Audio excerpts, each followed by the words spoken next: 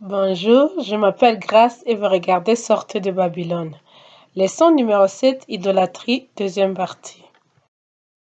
Commençons par parler de la prostitution de Babylone. Apocalypse 17, verset 1. Viens, je te montrerai le jugement de la grande prostituée. C'est avec elle que le roi de la terre se sont livrés à l'impudicité.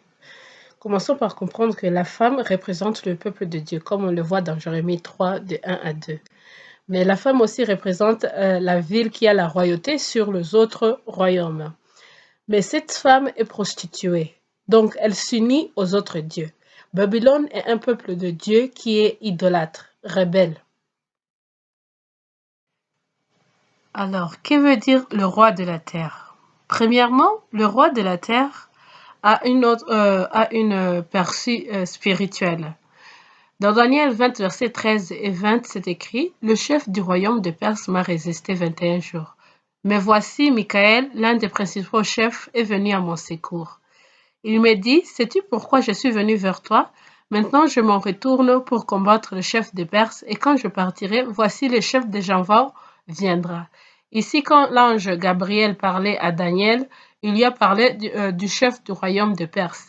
Ici, il ne parlait pas d'un homme, mais il parlait d'un esprit qui a résisté pour que Gabriel ne vienne pas voir Daniel.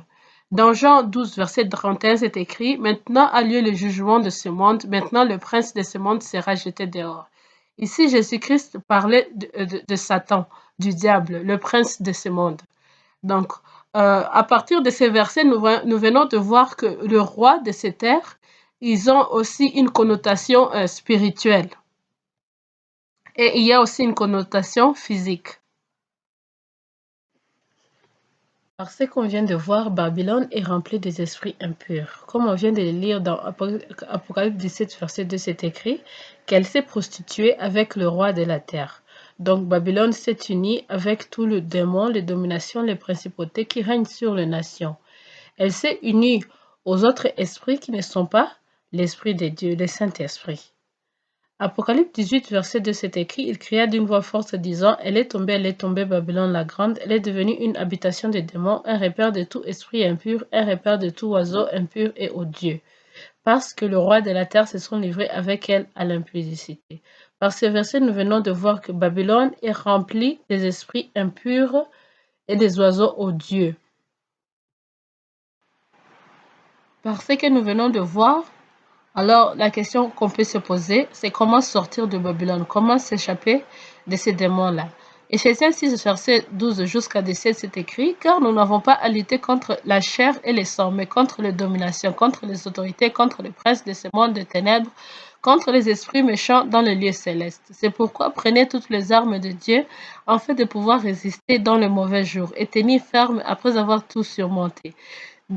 Prenez donc avoir la vérité pour ceinture, revêtez la cuirasse de la justice, mettez de chaussures à vos pieds les ailes que donne l'évangile de paix, prenez le bouclier de la foi, prenez le casque du salut et l'épée qui est la parole de Dieu. Donc, par ces versets, nous venons de voir que pour sortir de Babylone, il faut se battre contre les autorités, contre les princes de ce monde des ténèbres. Il faut se battre contre eux. Et pour se battre contre eux, il faut qu'on ait la vérité, il faut qu'on pratique la justice, il faut qu'on ait aussi les ailes de l'évangile de la paix, et il faut avoir la foi, il faut avoir le salut, et il faut avoir la parole de Dieu comme épée. Donc, tous ces armes-là sont nécessaires pour qu'on puisse se battre contre les autorités, contre les princes de ce monde. Merci, que Dieu vous bénisse.